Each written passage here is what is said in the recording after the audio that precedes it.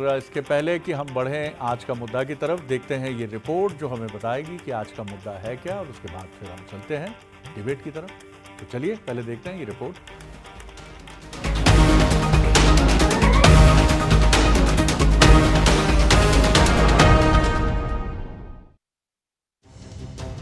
मध्य प्रदेश में super active नजर आ रही कांग्रेस अब किसानों को फोकस करके बड़ा आंदोलन करने जा रही है। लेकिन उससे पहले कांग्रेस 4 सितंबर को सभी ब्लॉक में हुए प्रदर्शन का फीडबैक ले रही है। आखिर इसके पीछे क्या वजह है, आपको बताते हैं। पार्टी ले रही ब्लॉक लेवल विरोध प्रदर्शन का फीडबैक। 4 सितंबर को सभी ब्लॉक में हुआ था प्रोटेस्ट। कई स्थानों पर नेताओं कार्यकर्ताओं ने नहीं दिखाया इंटरेस्ट। ठंडे प्रदर्शन पर संगठन मांग रहा रिपोर्ट। जिम्मेदार अध्यक्ष के खिलाफ पार्टी दिखाएगी सख्ती। निर्देश का पालन नहीं करने पर हो सकती है कार्रवाई। कांग्रेस संगठन में है 1000 से ज्यादा ब्लॉक। लक्ष्मण सिंह ने उठाए थे गंभीर सवाल। लक्ष्मण सिंह के सवालों के बाद कांग्रेस संगठन के तेवर तल्ख हैं। 20 सितंबर के आंदोलन के लिए पार्टी ने सख्त निर्देश दिए हैं। जिला स्तर पर होने वाली किसान न्याय यात्रा पर विशेष ध्यान देने के निर्देश दिए गए हैं। आंदोलन से पहले कांग्रेस सख्त है तो बीजेपी कांग्रेस के आंदोलन पर सवाल खड़े कर रही है। पूरे मध्य प्रदेश के अंदर ब्लॉक स्तर पर किसानों की जो फसलों के दाम नहीं मिल रहे हैं, सोयाबीन का भाव नहीं मिल रहा है, धान का भाव नहीं मिल रहा है, अन्य जो फसलें उनका भाव नहीं मिल रहा, बाजरे का भाव नहीं मिल रहा, इन सब को लेके हमारे मध्य प्रदेश कांग्रेस कमेटी के अध्यक्ष जीतू पटवारी जी ने सभी ब्लॉक और जिला के स्तर पर इस कार्यक्रमों करने का निर्देश दिए थे। उसके पालन में सभी जगह संपूर्ण मध्य प्रदेश में पूरी ताकत के साथ में किसानों की मांगों को लेके, किसानों को अधिकार मिले, फसलों के दाम मिले, इसके लिए ज्ञापन दिए गए, प्रदर्शन किए गए।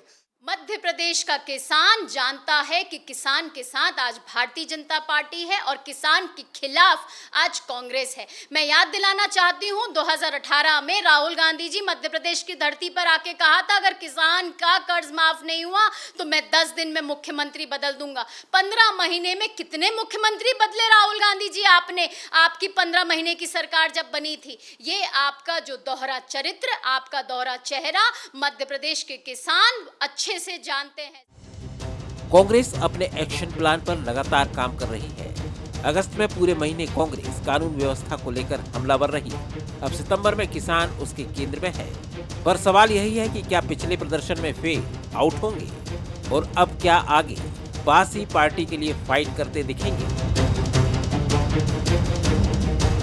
नमस्कार, आज का मुद्दा में आपका बहुत बहुत स्वागत है। मैं हूं शरद द्विवेदी और आज का हमारा मुद्दा है फेल होंगे आउट और पास करेंगे फाइट।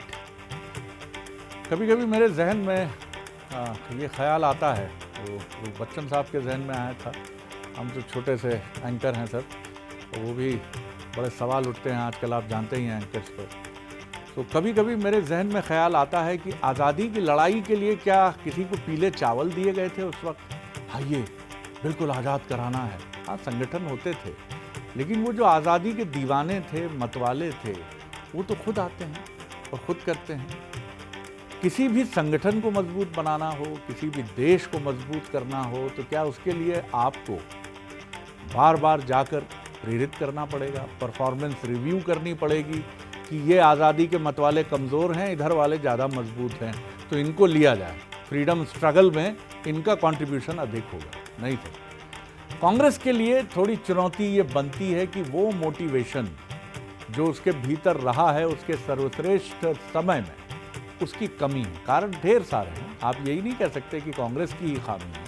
बहरहाल बंसल न्यूज़ के सुलगते सवाल देख लीजिए। क्या संगठन मजबूत करने से कांग्रेस कमज़ोर कड़ी को बेहतर तरीके से मैनेज कर लेगी, ठीक कर लेगी? पहला सवाल। क्या किसान न्याय यात्रा से पहले कांग्रेस संगठन में बदलाव होगा?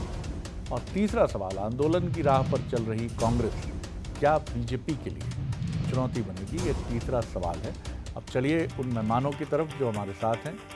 मेरे साथ स्टूडियो में हैं शैलेंद्र पटेल जी, सीनियर कांग्रेस लीडर हैं, पूर्व विधायक हैं और वर्तमान होने के लिए अटूट परिश्रम जारी है और हमारी शुभकामनाएं हैं उनको। नेहा बग्गा जी हैं हमारे साथ, युवा नेता हैं, प्रवक्ता हैं। बहुत कम समय में उन्होंने अपनी एक पहचान बनाई है और आगे उनको भी ढेरों शुभकामनाएं हैं। और वरिष्ठ पत्रकार, राजनीतिक विश्लेषक, संस्कारधानी से चैतन्य भट्ट जी हमारे साथ जुड़ रहे हैं जबलपुर से। हालांकि अब संस्कारधानी में संस्कारों को लेकर प्रश्न उठते हैं और वो भोपाल को भी, इंदौर को भी और जबलपुर को लेकर भी, लेकिन ठीक है, ये संघर्ष का ही काल है, संक्रमण काल है। चैतन्य भट्ट जी, सबसे पहला सवाल आप ही से। कांग्रेस अपने को मजबूत करने के लिए रिव्यू कर रही है कि भैया जो पिछला प्रदर्शन हमारा था 4 सितंबर का, वो अप टू द मार्क क्यों नहीं रहा, क्यों बेहतर तरीके से हम उसको कोऑर्डिनेट नहीं कर पाए, जिस तरह का स्ट्रेंथ उसमें दिखना था वो नहीं दिख पाया। तो आपको क्या लगता है, ये चीज़ क्या ले जाएगी वहाँ तक, मंजिल मकसूद तक जहाँ कांग्रेस जाना चाहती है, या आपको लगता है कि वहाँ कुछ अगर मगर हैं? जी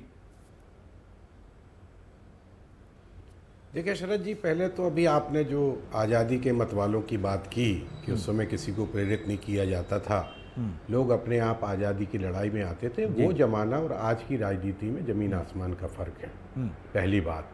दूसरी बात, कांग्रेस में जीतू पटवारी को अध्यक्ष बने काफ़ी लंबा समय हो गया है और अभी तक वो अपनी कार्यकारिणी बना नहीं पाए हैं। बार बार वो अपनी लिस्ट भेजते हैं वहाँ पर दिल्ली, लेकिन कुछ ना कुछ उसमें अड़ंगे आ जाते हैं, क्योंकि यहाँ जो स्थानीय लीडर हैं वो सब ये चाहते हैं कि हमारे आदमी उसमें एडजस्ट हो जाएं। तो अब जब अध्यक्ष के पास फौज ही नहीं है तो वो कैसे काम कर पाएगा, ये भी एक बहुत बड़ा सवाल है कांग्रेस के सामने। ये ज़रूर कहा जा रहा है कि जो 20 सितंबर से शुरू हो रही है किसान यात्रा, उसके पहले कहीं ना कहीं कार्यकारिणी घोषित कर दी जाएगी, लेकिन मुझे लगता नहीं कि इतनी जल्दी ये सब तय हो पाएगा। जहाँ तक किसानों का सवाल है, किसान और आदिवासी ये दो बहुत प्रमुख मुद्दे हैं आज की राजनीति में, चाहे वो कांग्रेस का मसला हो या फिर भारतीय जनता पार्टी। किसानों का मुद्दा हो, आदिवासियों का मुद्दा हो, दोनों ही पार्टी इन दोनों जो जमात है इनको अपनी तरफ खींचने का प्रयास करती है। और चूंकि किसानों के आंदोलन के दौरान भारतीय जनता पार्टी ने जिस तरह का बर्ताव किसानों के साथ किया था, तो कांग्रेस को लगता है कि उस तबके को लेके हम कहीं ना कहीं भारतीय जनता पार्टी के खिलाफ एक माहौल बना सकते हैं। और यही कारण है कि चाहे सोयाबीन की फसल का मामला हो, चाहे बाजरा की फसल का मामला हो, इनका जो पैसा नहीं मिल पा रहा है, जो उनकी लागत है उससे ज़्यादा पैसा नहीं मिल पा रहा, उसको लेके वो एक आंदोलन खड़ा कर रहे हैं। पिछले कुछ दिनों में कई आंदोलन भी किए, जैसे हमारे जबलपुर में भी काफ़ी आंदोलन लगातार हो रहे हैं, नगर निगम के खिलाफ हो रहे हैं, सरकार के खिलाफ हो रहे हैं, कानून व्यवस्था। आप मान रहे हैं ट्रैक ठीक है कांग्रेस तो का? उनको ले जी जी हाँ, ट्रैक तो बिल्कुल ठीक है, क्योंकि एक विपक्षी पार्टी को जिस तरह से सड़क पे आके आंदोलन करना चाहिए कांग्रेस उसमें अब दूसरे शहरों का तो मुझे नहीं मालूम, लेकिन मुझे जबलपुर में जरूर हमारे जो बिल्कुल मैं लौटता हूँ भट्ट साहब, सौरभ शर्मा, आपने ये कहना चाहिए कि आपने कांग्रेस को एक ये बात तो मानी है, बिल्कुल सही है, भोपाल में भी प्रदर्शन अच्छे रहे हैं और दूसरे हिस्सों में भी कांग्रेस ने अपनी प्रेजेंस दर्ज कराने की कोशिश की है, लेकिन इसका इम्पैक्ट किस तरह से और क्या ये कांग्रेस में जोश भर पाएगा, या सिर्फ ये एक मीडिया के लिए और पार्टी के आला कमान के लिए एक एक्सरसाइज है जिसको स्टेज मैनेज शो की तरह तो नहीं किया जा रहा है। ईश्वर ना करे ऐसा हो, क्योंकि ये अब फ्यूटाइल होगा, फर्टाइल नहीं होगा, उपयोगी नहीं होगा, निरुपयोगी होगा। बहरहाल नेहा जी, मैं आपकी तरफ आ रहा हूँ। जाहिर है आपकी प्रतिद्वंद्वी पार्टी है और आपकी बड़ी ऐसी पार्टी है जिस पर आपकी बड़ी रुचि रहती है, बीजेपी की, और कांग्रेस की बीजेपी में रहती है। कैसे देखती हैं आप? रिव्यू कर रहे हैं, पता लगा रहे हैं क्यों, क्या कारण रहे, क्या गलती हुई, कि जो फेल हुए हैं वो आउट करेंगे, पास वालों को अंदर लेके आएंगे। शरद जी, सर्वप्रथम तो मैं गणेश चतुर्थी की आप सभी को हार्दिक शुभकामनाएं देना चाहती हूँ। जहाँ तक है कांग्रेस के प्रदर्शन की बात या कांग्रेस के संगठन की बात, तो हम सब जानते हैं कि एक ड्राइंग रूम से या ट्विटर से शुरू होता है और कांग्रेस कार्यालय के किसी कमरे में जाकर समाप्त हो जाता है। आप देख रहे हैं कि एक और छिंदवाड़ा में कमलनाथ जी ने जितनी वहाँ की कार्यकारिणी थी, वर्किंग कमेटी थी, उसको भंग कर दिया। दूसरी ओर जो जूतम पैजार की स्थिति नेता प्रतिपक्ष और पीसीसी अध्यक्ष के बीच में चल रही है, वो भी सामने है। लक्ष्मण सिंह जी लगातार आईना दिखाने का काम कर रहे हैं, क्योंकि जब से जीतू पटवारी जी आए हैं, नाम के विपरीत वो हारू पटवारी साबित हो रहे हैं और आप देखिए कि 29 लोकसभा सीट में जो परिणाम रहे वो हमारे सामने हैं। कांग्रेस का जो लगातार कार्यकर्ता है उसमें आक्रोश है। एक कॉर्पोरेट ऑफिस की तरह शरद जी कार्यालय के बाहर इन्होंने सैटरडे संडे ऑफ की घोषणा कर दी। आप हम सब ने वो भी देखा है। जबकि जनता की सेवा में आया हुआ जनप्रतिनिधि या कोई पार्टी राजनीतिक दल जो है वो 24 घंटे 365 दिन यानी कि 24/7 वो उसी कार्य में लगा रहता है। पर जिस तरीके से कॉर्पोरेट कल्चर आ रहा है, जिस तरीके से जीतू पटवारी जी के गुरु राहुल गांधी जी और राहुल गांधी जी के गुरु सैम पित्रोदा जो कभी रंग भेद नस्ल भेद में जनता को, हमारे देश के जो वासी हैं उनको बांटने का काम करते हैं, ये दुर्भाग्य है। और किसानों के कंधे पे मुझे लगता है कि अब बंदूक रख के गोली कांग्रेस चला नहीं पाएगी, क्योंकि आपको ध्यान होगा 2018 का चुनाव 1 से 10 तक की वो गिनती गिन के गए थे शरद जी इसी मध्य प्रदेश में, यहीं भोपाल में आके, और 10 दिन में अगर किसानों का कर्ज माफ नहीं हुआ तो मुख्यमंत्री साहब जनता ने किया।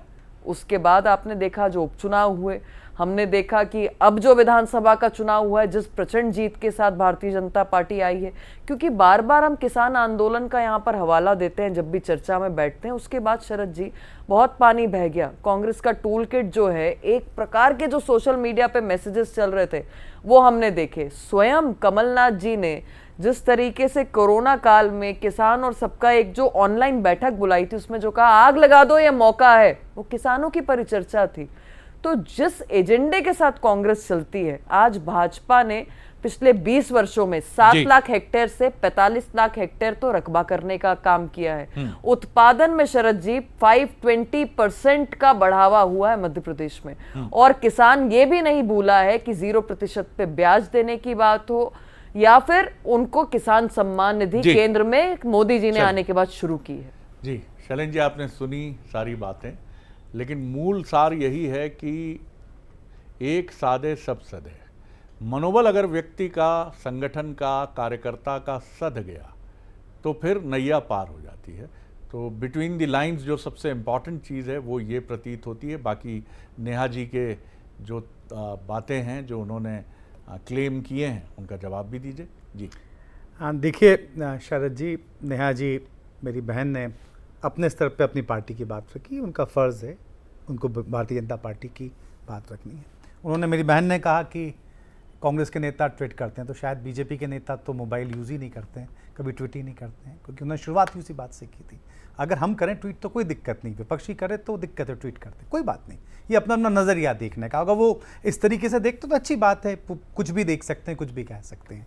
रही किसानों की बात, मैं किसान हूँ, शायद नेहा जी के आसपास भी किसान रहते होंगे या परिवार से भी हो सकती है, मैं नहीं जानता। आज जो किसानों की जो सोयाबीन की मांग को लेकर बात कांग्रेस पार्टी कर रही, ये आवाज़ किसानों की उठाई हुई है। लगातार मेरे जैसे किसान जो कि राजनीति में भी हैं, तो मेरा धर्म होता है कि जब इस तरह की बातें आए तो हम भी उससे उठाएं। और आज 4600 रुपये का सोयाबीन का भाव, 4500 रुपये का, 4000 रुपये का सोयाबीन का भाव मिल रहा है। अगर वो नहीं बढ़ेगा तो किसान अपना घर कैसे चलाएगा?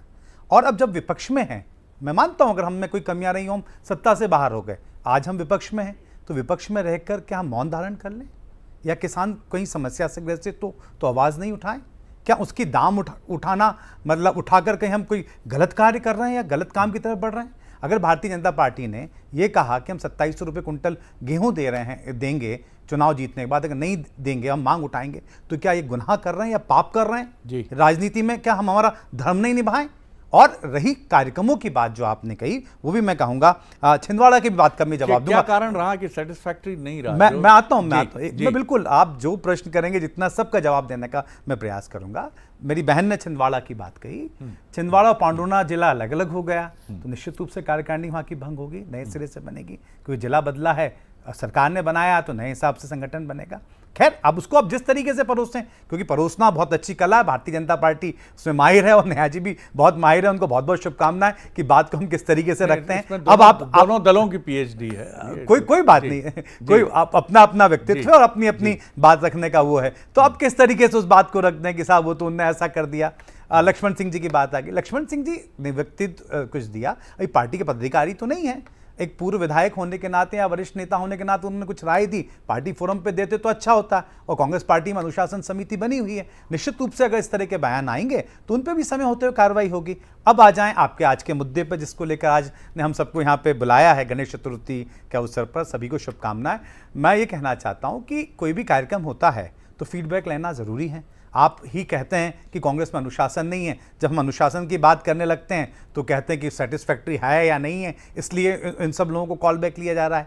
निश्चित रूप से कोई भी अगर कार्यक्रम कोई भी राजनीतिक दल देगा, मेरी बात कंप्लीट होने दीजिए शरद जी, एक मिनट में खत्म कर दूंगा। कोई भी अगर हमने कार्यक्रम दिया तो ये हमारा दायित्व बनता है कि हम देखें कहाँ हुआ, कहाँ नहीं हुआ, क्यों नहीं हुआ तो क्या कारण है। ये दायित्व अधिक आपका है जी, ये दायित्व अधिक आपका है, बीजेपी या मीडिया का नहीं है। नहीं तो हम वही तो देख रहे हैं। आपने इसी पे आज डिबेट रख ली कि क्यों क्या हो रहा है। निश्चित रूप अच्छी बात है, हम और सचेत रहेंगे और ये देखने का काम है, हम देख रहे हैं। और हमने 10 तारीख तक का उसमें समय दिया है, कहीं पर अगर नहीं हुआ है तो वहां पे आने वाले टाइम तक नहीं हो जाएगा। भट्ट साहब की तरफ चलता हूं। चैतन्य जी, जब भारत भवन अपने पूरे शबाब पर था तो हबीब तनवीर जी का एक नाटक बड़ा चर्चित रहता था, देख रहे हैं नैन। ये कहानी रेट्रोस्पेक्शन की है कि आप अपने को तो देख रहे हो, खुद को तो देख रहे हो आप कि आपके भीतर क्या अच्छा है। दुनिया के सामने हम खूबियों के पुतले होते हैं, लेकिन जब रात में हम अपने साथ होते हैं अकेले बिस्तर पर और छत की कड़ियाँ देखते हुए हम सोचते हैं कि क्या भला क्या बुरा, शरद तुम में क्या अच्छा और क्या बुरा। यही वो भाव है जो आपको आगे बढ़ाता है। अगर आपने अच्छा माना तो आपकी कठिनाई है। आपको क्या लगता है कांग्रेस इस समय वो सब कुछ कर रही है जो उसे करना चाहिए, लेकिन संगठन की, बीजेपी की शक्ति का मुकाबला नहीं कर पा रही है? जी नहीं, देखिए शरद जी, ये बात तो बिल्कुल 100% सही है कि भारतीय जनता पार्टी का जो संगठन है और उनमें जो अनुशासन की एक भावना है और जो अनुशासन का डंडा चलता है, उसके सामने कांग्रेस का जो संगठन है वो कहीं ना कहीं कमज़ोर पड़ता है। लेकिन ये भी अच्छी बात है कि जब व्यक्ति अपना आकलन करता है या कोई राजनीतिक दल अपना आकलन कर रहा है और उसमें क्या कमी है उसको ढूंढ रहा है और उसको रेक्टिफाई करने की कोशिश कर रहा है, तो ये निश्चित तौर पे कहीं ना कहीं आगे बढ़ने की एक प्रक्रिया है। कांग्रेस अगर ये देख रही है कि जो लोग निष्क्रिय हैं उनको हटाया जाए, जो सक्रिय हैं, जो काम कर रहे हैं उनको आगे लाया जाए, तो ये एक अच्छा कदम हो सकता है कांग्रेस का। क्योंकि देखिए अभी पिछले चुनाव में जिस तरह से परिणाम आए हैं, चाहे वो लोकसभा के हों चाहे विधानसभा के हों, उसमें कांग्रेस को हार मिली है और इस तरह की हार मिली जिसकी कल्पना शायद उन्होंने नहीं की थी। तो ये जरूरी हो गया है कांग्रेस के लिए कि अगर उसको मध्य प्रदेश में अपना अस्तित्व बनाए रखना है तो उसको उन तमाम चीज़ों को, उन तमाम कमियों को दूर करना पड़ेगा जो कहीं ना कहीं उसके संगठन को कमज़ोर कर रहे हैं। और अभी जैसा मैंने पहले भी कहा कि उसके लिए सबसे पहले तो ये है कि आप अध्यक्ष को पूरे पावर दीजिए। जब आप किसी को प्रदेश अध्यक्ष बनाया तो उसको पूरे अधिकार संपन्न बनाइए ताकि वो अपने हिसाब से लोगों को अपनी पार्टी में, अपनी कार्यकारिणी में शामिल कर सके और दुगने उत्साह के साथ काम कर सके। लेकिन दिक्कत यहाँ पे कांग्रेस में यही होती है कि हर चीज़ को लिंगर ऑन करने की जो एक प्रवृत्ति है, मुझे लगता है कि ये हाई कमान की जो लिंगर ऑन करने की प्रवृत्ति है कहीं ना कहीं कांग्रेस को नुकसान पहुंचा रही। भारतीय जनता पार्टी में निर्णय लेने की क्षमता है, वो निर्णय हो सकता है गलत हो या उनको परेशान कर सकता है या उनको दिक्कत दे सकता है, लेकिन कम से कम निर्णय लेने की जो क्षमता है वो भारतीय जनता पार्टी में, और उससे निश्चित तौर पर कांग्रेस को सीख लेनी चाहिए। जी नेहा जी, कोशिशें तो बदस्तूर जारी हैं। हो सकता है कि कल ये बात भी हम देखें कि निर्णय तेज हो रहे हैं। हाँ, लेकिन एक चीज़ का जवाब अभी कांग्रेस को भी ढूंढना है कि डिसिप्लिन और कार्यकर्ता का जो भाव बीजेपी में है उससे मुकाबला कैसे करें, क्योंकि असली लड़ाई जो कमलनाथ जी इसको बहुत रियलाइज करके बार बार दोहराते थे कि हमारी लड़ाई किसी व्यक्ति से नहीं है, बीजेपी के सबसे मजबूत संगठन से है। जी शरद जी, यूँ तो ये कांग्रेस का पूरा मैटर है जिसको हम यहाँ पर आज चर्चा कर रहे हैं, जिस पर मगर आप देखिए कि लगातार पीसीसी अध्यक्ष बदल रहे हैं कांग्रेस में, संगठन का निर्माण नहीं हो पा रहा।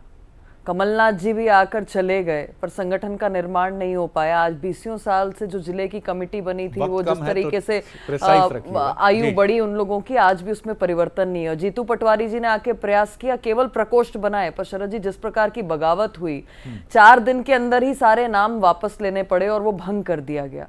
तो ये स्पष्ट दिखाता है कि कांग्रेस पार्टी के अंदर संगठन को लेकर गंभीरता नहीं है।